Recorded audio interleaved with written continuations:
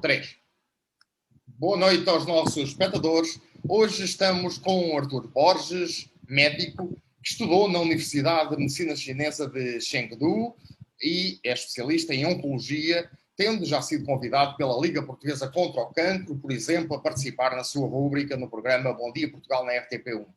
Artur Borges é carregalense e mestre também, especialista em fertilidade pela Universidade de León, em Espanha. Durante o primeiro confinamento, criou o projeto de telemedicina com o nome Sítio da Cura.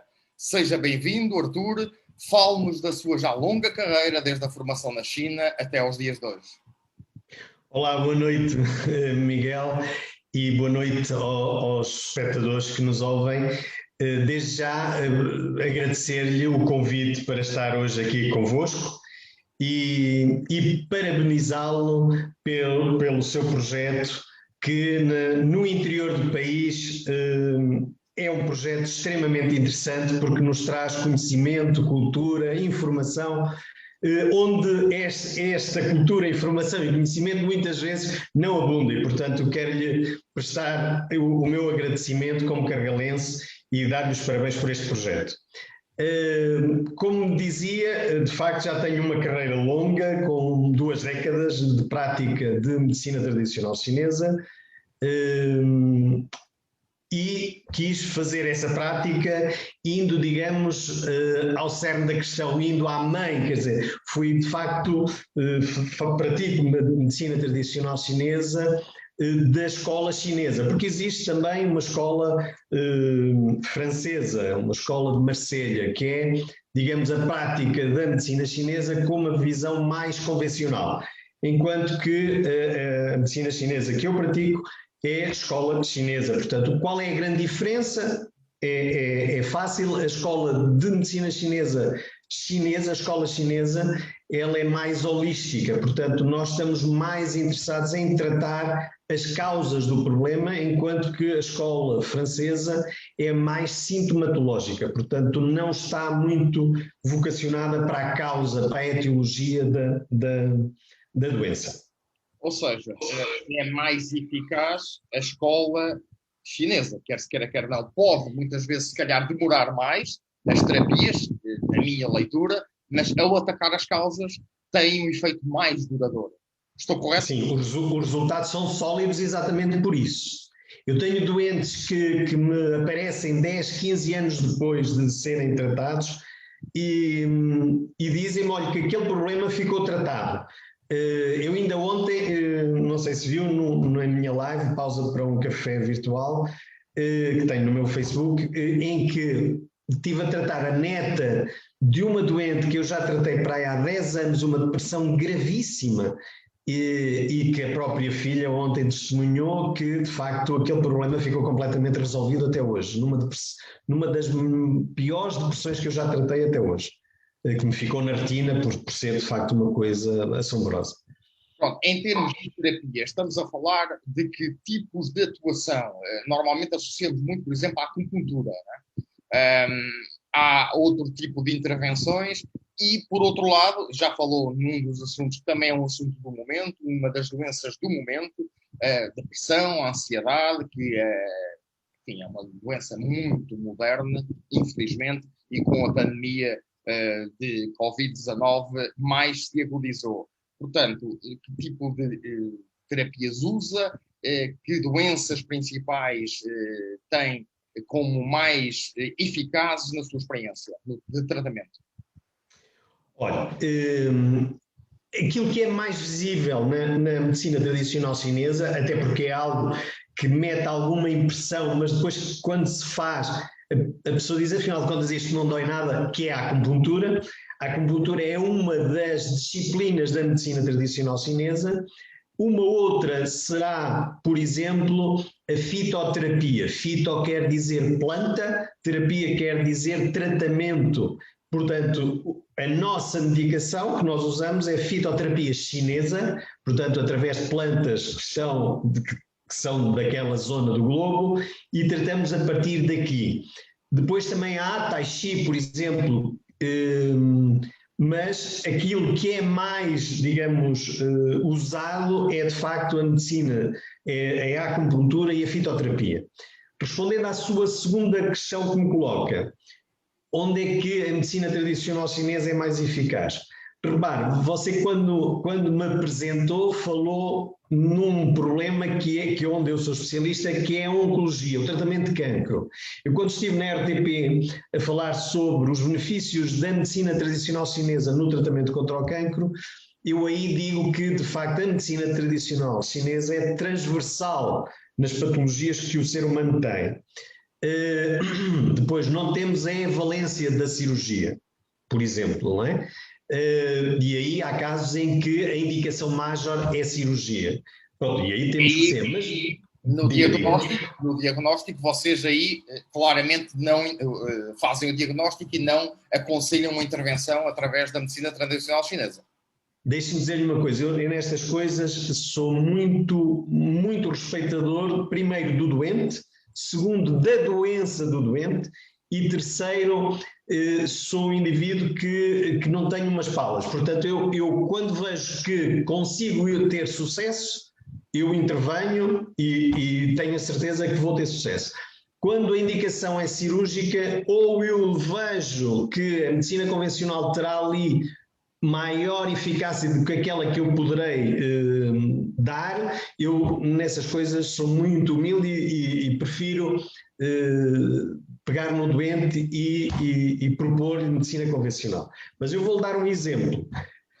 O síndrome túnel cárpico, que o doente acusa dormência na mão, a mão fica inchada, este tipo de doença que surge é muito mais preponderante nas mulheres, este tratamento da medicina convencional muitas vezes acaba por ser cirúrgico. E mesmo esta cirurgia, 70% destas cirurgias, normalmente, passados uns anos, elas acabam por ter que ser reintervencionadas. Este caso, por exemplo, a medicina tradicional chinesa tem 100% de tratamento, sem precisar de recorrer à cirurgia. Eu estou a dar um exemplo. Existem, por exemplo, os quistos sinoviais, que aquilo que os nossos avós diziam é uma força, que aqui fizemos força e ficou aqui um quisto, chama-se um quisto sinovial. Normalmente estes quistos sinoviais intervencionados, eles voltam outra vez a instalar-se. Por exemplo, se fizer um tratamento com medicina chinesa, esse quisto acaba por desaparecer e não aparece mais. Portanto, eu estou-lhe a dar dois exemplos onde nós, não tendo uma valência de cirurgia, mas conseguimos tratar estes doentes com recurso à fitoterapia e acupuntura. Havendo necessidade de cirurgia, no pós-cirúrgico também poderá haver, em termos paliativos, a vossa intervenção para amenizar, no fundo, depois, eventuais sintomas derivados de uma cirurgia ou de um problema crónico, de uma doença crónica. Você está excelente a fazer perguntas. Olha, deixa-me dizer-lhe uma coisa. É uma área, Arthur, que me é muito cara, digamos assim, portanto leio bastante sobre isso. Mas ainda bem que tocou nesse assunto. Olha, eu numa live que fiz, convidei uma doente minha que teve um cancro de mama e foi intervencionada e fizeram-lhe uma tumorectomia, portanto retiraram-lhe apenas o tumor e fizeram a sutura, portanto. E o que é que aconteceu? Aconteceu que aquela cicatrização foi deficiente e ela ficou ali. Eu vou usar termos para todos os que estão em casa perceberem completamente, sem grandes termos técnicos, ficou com um buraco ali aberto. E quando isto acontece é sempre um mau prognóstico, porque a seguir há uma dificuldade em aquele buraco cicatrizar. E, entretanto, entra-se com radioterapia e aquilo normalmente dá sempre mau prognóstico, muito mau prognóstico.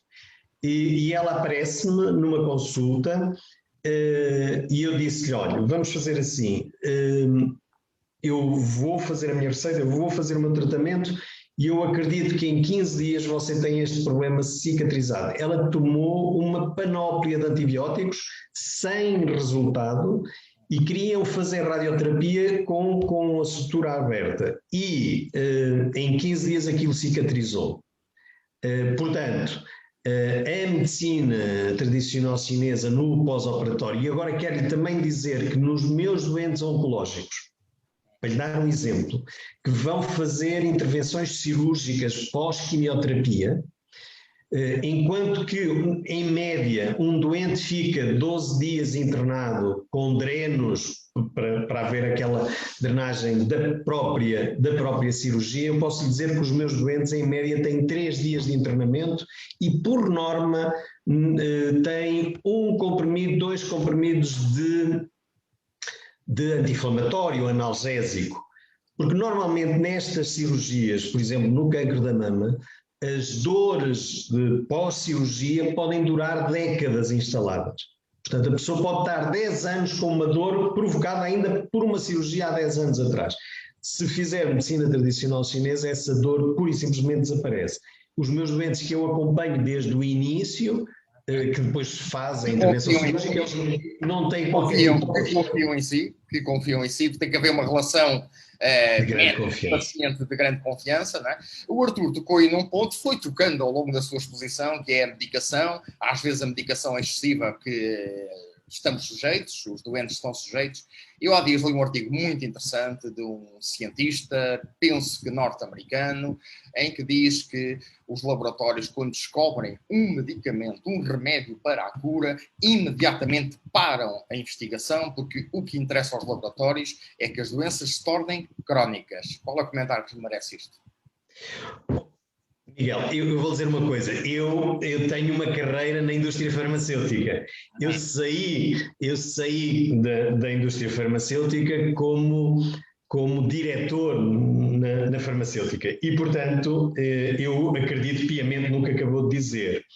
E se quiser, um dos grandes problemas que as medicinas naturais, quando praticadas com responsabilidade e com muita leitura, eu pratico medicina chinesa e medicina homeopática, como sabe, mas se você vir aqui por trás, eu faço grande investigação e por isso é que eu sou apelidado do médico que gosta de casos difíceis. E tenho tido resultados exatamente, mesmo em doenças raras, onde já estive, por exemplo, na TVI com o caso de fibrose quística, mas o grande problema destas medicinas é que, de facto, elas fazem essa cura. Aquilo que você diz na medicina, na farmacêutica, aquilo que interessa é fidelizar o doente, é dar-lhe alguma melhoria, mas fidelizado, ou seja, se você retirar a medicação, você fica pior outra vez. Exatamente. Uma das coisas que, por exemplo, eu há pouco falei numa depressão grave, gravíssima, foi a pior depressão que eu tive até hoje na minha carreira, e esta senhora, quando acabou o tratamento, pura e simplesmente acabou a acupuntura e acabou também a fitoterapia, assim, e não se passou nada, enquanto que você não pode parar psicotrópicos, porque sabe que depois vai entrar em ressaca e então vai ser uma confusão. Portanto, eu concordo em absoluto com a sua frase desse investigador que você aqui cita, concordo em absoluto, e sei lá, portanto, sei muito bem o modus operandi, portanto, fui líder no... Começa a haver, felizmente, para a sociedade civil estas opiniões que vêm muitas vezes de dentro das classes, digamos assim, instaladas, das corporações que estão instaladas e que permite, pelo menos, efetivamente, não se pode generalizar, mas pelo menos dar uma luz de interpretação, uma opinião diferente para as pessoas. Vamos imparcial. Exatamente. Vamos à outra sua grande especialidade que fez em León, em Espanha, como mestre especialista em infertilidade. Também é um problema que cada vez está mais generalizado na população, a questão de não poderem ter filhos, os casais. Também aí a sua intervenção tem-se revelado eficaz? Sim, olha, a minha tese de mestrado chama-se Infertilidade, uma doença do século XXI. Portanto, vai ao encontro daquilo que acabou de dizer. Sim, olha, eu vou dizer que até dezembro tenho 30 bebés em currículo, nascidos. e tenho 3 bebés para nascerem este ano. Portanto, este ano, quando chegar a dezembro, terei um número giro que é 33 bebés nascidos em currículo. Repare, eu tenho tido uma intervenção tanto em medicina chinesa como em medicina homeopática na área da infertilidade com resultados engraçadíssimos, como lhe acabei de dizer. E os resultados são esses, são números, são factos. Porque, de facto, o que nós fazemos, e como tivemos a falar há pouco, as medicinas que eu pratico, elas são etiológicas, elas vão tratar causas. Eu vou dar um exemplo para o Miguel e para os nossos espectadores perceberem isto. Eu tive, falou há pouco em telemedicina, eu estive a consultar uma doente de Vila Real por telemedicina, em que já fez 4 abortos e tinha feito nos últimos 2 anos 2 abortos e fez as últimas análises há 2 anos atrás. Como é que alguém que está a querer ser mãe, neste caso, tem umas análises há 2 anos atrás, ela fez um aborto há coisa de 1 mês e meio atrás, fez-se ali uma inseminação sem saber como é que aquela mulher estava. Quando eu lhe pedi algumas análises, ficámos logo a saber porque é que ela aborta. Portanto, qual vai ser a minha intervenção neste caso? Na causa. Exatamente, quer dizer, mas tem que ser mesmo por aí.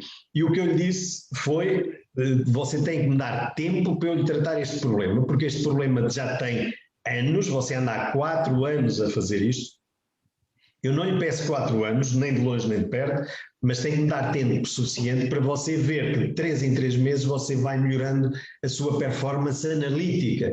E isto você depois também vai sentir na sua própria saúde, porque depois as pessoas... Isto é como tudo. Eu, se me sentir bem de saúde, se for fazer umas análises, elas têm que retratar a minha própria saúde e o meu bem-estar. E isso é o que as pessoas, quando vão tratar uma infertilidade, por norma, sentem. Porque muitas vezes, eu vou dar um exemplo que normalmente me surge. Uma doente que tem uma temperatura basal muito baixa, dificilmente poderá ser mãe. Ou seja, e perdoem-me lá em casa, e o Miguel também, mas isto é um exemplo, porque a medicina chinesa vai buscar exemplos do nosso dia-a-dia para explicar. Eu costumo dar este exemplo, porque este exemplo vem em livro de texto. Uma galinha, quando tem que chocar ovos, os ovos têm que estar quentes, porque se elas não tiverem a temperatura ideal, eles não vão nascer os pintos. A mulher acaba por ser igual. Se ela tiver uma temperatura baixa, basal baixa, será impossível ela conseguir ter um filho. E aquilo que nós fazemos é exatamente tratar esse tipo de energia. Respeitar a natureza, no fundo. A natureza humana. Sempre. E regulá-la, porque normalmente uma doente infértil não tem sempre só uma temperatura basal baixa. Ela poderá ter uma menstruação irregular, ela poderá ter pouca quantidade de menstruação ou diluviana, uma menstruação completamente fora do normal, ou com muita dor, ou muito escura, ou em coágulos. Quer dizer, quando uma doente me surge para tratar a infertilidade, ela tem que ter um ciclo regular, com um sangue vivo, sem dor, ela tem que estar impecável. E quando ela está impecável, eu digo, você está pronta para engravidar. E por norma, é o que tem acontecido, felizmente, na minha carreira, e daí o meu currículo nesta área. O Arthur, na primeira onda, faz agora 1 ano e pouco, não é? Na primeira onda da pandemia que a todos nos surpreendeu, resolveu desde logo adaptar-se e criar o seu site para um projeto de telemedicina denominado Sítio da Cura. Tem tido sucesso, as pessoas têm aderido e acha que o caminho, obviamente, vai continuar a ser por aqui? Olha, você tem razão, porque o Sítio da Cura nasceu nessa altura. Eu na altura, estive confinado e eu tinha este projeto em mente há alguns anos, só que o excesso de trabalho que tenho tido nunca me deu tempo para eu pôr este projeto em prática. No entanto, como estava confinado, tive tempo para isso e avancei por esse projeto. Este projeto acontece porque havia muitos doentes, por exemplo, de Lisboa, que me diziam: Soutor, você devia abrir um consultório em Lisboa. Os doentes de Coimbra deviam abrir consultório em Coimbra. Eu dizia, mas eu assim deixo de viver no Carregal, não consigo fazer isso. A telemedicina vai, digamos, colmatar este problema.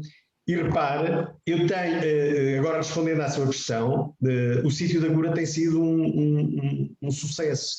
Eu tenho doentes a 5.800 quilómetros da minha casa.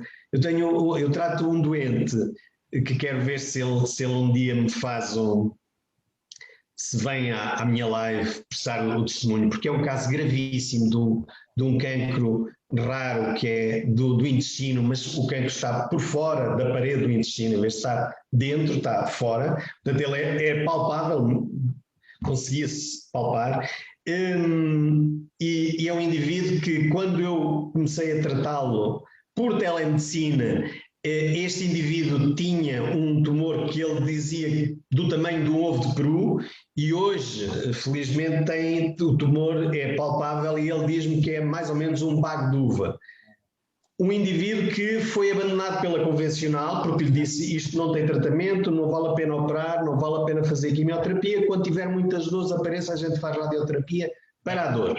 Felizmente, ele nas consultas de rotina viram que o tumor diminuiu imenso tratamento e ele agora está a fazer quimioterapia juntamente com a homeopatia que nós estamos a fazer, injetável e perós, portanto, dada pela boca. Vamos então para a homeopatia, que julgo ser a sua mais recente especialização. Eu sei que a homeopatia, e antes de preparar esta entrevista, foi criada na Alemanha e tem uma alta taxa de adesão. Em que é que se baseia o princípio da homeopatia? A homeopatia tem um princípio diferente do da medicina chinesa, exatamente diferente. O princípio da homeopatia é a cura pelo semelhante.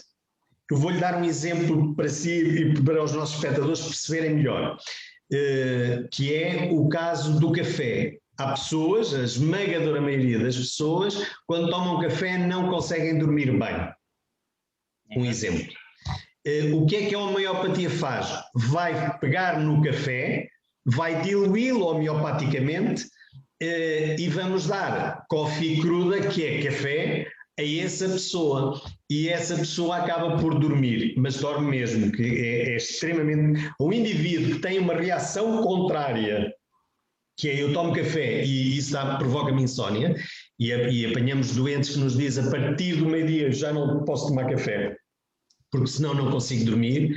Esse é o indivíduo que nós damos café diluído homeopaticamente e ele dorme que nem um anjo. Portanto, aqui é tratar pelo semelhante. Nós usamos o medicamento o produto, é melhor assim explicado, o produto que num corpo são vai provocar determinados sintomas, esse medicamento vai tratar esses mesmos sintomas num doente com essa patologia. Mas normalmente a diluição é feita na água. É a ideia que eu tenho. Pode ser em água, pode ser em álcool. Por exemplo, nas crianças, nós fazemos solução hidrossolúvel. Portanto, a substância é diluída em água. Mas, por exemplo, no adulto, ela é diluída em álcool. Quando damos em formulação gotas. Mas a homeopatia também tem formulação de grânulos, mas muitas vezes, por exemplo, num bebê não dá para dar grânulos, a não ser que o diluamos em água. Mas nesse caso eu faço homeopatia em gotas hidrossolúveis, portanto solúvel em água. Este tem um problema, quer dizer, e esse problema é o quê? É que essas gotas só duram um mês. Quando são solúveis em álcool, elas duram muito mais tempo, porque o álcool vai conservar. Exatamente. Uma validade maior para a sua medicação. Artur, vamos terminar, é incontornável, falando da pandemia de Covid-19. Portanto, as provas que temos até agora dizem-nos que nasceu precisamente na China, terá nascido na China, na cidade de Wuhan, a partir de um morcego, transmissão de um morcego para o homem. Entretanto, há teorias, de alguma forma, entre aspas, conspirativas, cada vez mais, que dizem que foi criado o vírus em laboratório, de alguma maneira, com interesses que ainda não conhecemos bem, por parte dos chineses. Conhece bem a realidade chinesa, e pode-nos dar aqui uma opinião sobre a origem do vírus, a forma de o tratar. A China agora parece que já está também a mudar de posição sobre as vacinas, a combinar diversas vacinas. Está a ver que a eficácia da sua própria vacina, a Coronavac, não está a ser, enfim, sentou-se em cerca de 50%, não está a ser tão alta como estavam a prever. Acredita nesta teoria da conspiração eventual e com que objetivos poderiam eventualmente criar um vírus em laboratório? Bem, eu não quero acreditar nessas teorias de conspiração. Não quero acreditar nisso, porque repara uma coisa, em 1918 houve a gripe espanhola que dizimou metade da população europeia. Portanto, nós estamos aqui a viver uma situação que os nossos bisavós já viveram.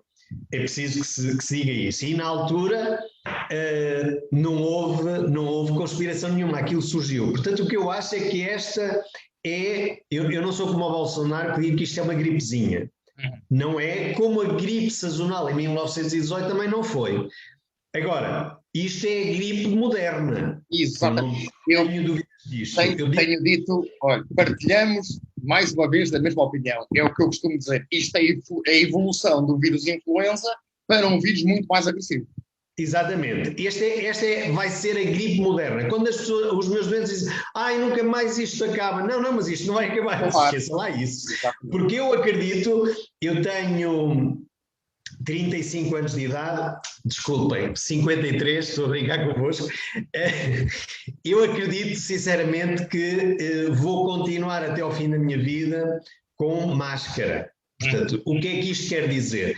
Isto é como aquele anúncio publicitário da Coca-Cola, ela primeiro estranha-se e depois entranha-se. Aqui vai ter que se entranhar, o nosso organismo vai ter que ganhar defesas e isto vai durar alguns anos, até provavelmente uma década ou duas, para que o Covid seja uma gripe básica que nós apanhávamos e que agora, curiosamente, praticamente desapareceu. Exatamente, a influenza praticamente desapareceu e não é só em Portugal. Sim. O uso da máscara terminou com a influenza. Agora, quero também dizer o seguinte, eu acredito que o Covid vai se entranhar mais fácil do que a gripe espanhola. Porque, reparem, nós estamos a vacinar em massa a nível global, não será bem a nível global, porque os países africanos, aí temos uma vergonha dos países mais ricos em exatamente, a sambarcar as vacinas, e os países africanos, coitados, não podem. Agora, o que eu quero dizer é que esta vacinação em massa aconteceu cerca de um ano depois do primeiro caso do ano. Em 1918, não foi um ano depois a vacina, foram umas décadas depois é que se começou a usar a vacina. A vacina vejam a diferença. Até à vacina para a Covid-19, acho que a vacina mais rápida tinha surgido, tinha 3 ou 4 anos de desenvolvimento. Esta nem sequer um ano. Portanto, penso que em início de dezembro a Inglaterra já estava a vacinar com a vacina desenvolvida pela Universidade de Oxford. 10 meses depois, ou coisa que o valha. Exatamente, e produzida pela AstraZeneca, que todos sabemos que está a gerar alguma polémica, mas enfim, temos que dar um grande voto de confiança e deixamos esta nota final, penso que o Artur também partilha desta opinião, às autoridades de saúde, sermos vacinados é muito importante e cumprir com todas as regras que nos são ditas pelas autoridades de saúde. Não, eu subscrevo por inteiro isso e já agora também queria dizer uma coisa para terminar, que é, na China, na altura, no pico máximo que eles tiveram, eles chamaram os colegas de medicina tradicional chinesa e eles estiveram a praticar medicina chinesa, medicina integrativa, ou seja, medicina chinesa e medicina convencional em meio hospitalar e provou-se que as duas conseguiram salvar. Eu tenho alguns projetos para recuperar doentes, tenho agora um projeto que, a partir estes doentes muito graves, para mim são projetos, porque eu empenho-me para que estes indivíduos fiquem bem, porque é o meu nome que está por trás, mas quero dizer que tanto a medicina homeopática como a medicina tradicional chinesa são interessantes na recuperação do doente pós-Covid. Eu vou penso eu que vou poder recuperar doentes, e já fiz esse trabalho em doentes que estiveram muito mal e que se conseguiram salvar, e depois poder recuperar esses doentes posteriormente a eles estarem internados. Talvez essa integração entre a medicina tradicional chinesa e a medicina convencional na China é que poderá ter evitado o pior, pelo menos pelos dados que são reportados oficiais. É o país que primeiro surgiu, mas o que lutou com maior eficácia no combate e no controle da doença. Portanto, Artur, fica aqui esta nota final. Muito obrigado por esta entrevista e voltaremos a encontrar-nos numa próxima oportunidade. Um grande abraço. Um abraço para si, um abraço para todos que nos ouviram. Muito obrigado por este bocadinho que me proporcionaram. Bem-aja assim. Obrigado. Boa noite. Boa noite.